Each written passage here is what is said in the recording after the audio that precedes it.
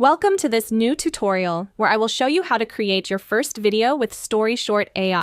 First of all, make sure you have an account on StoryShort AI. The link is in the description. Let's start by clicking on Create New Video. Then, Create with AI. Let's start by the script.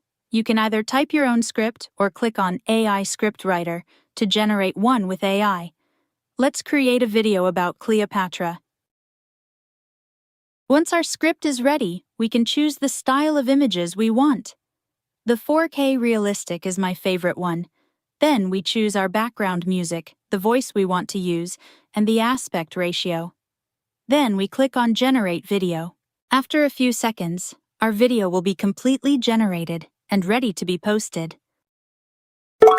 Now let's click on the Animate button, and then Animate Image.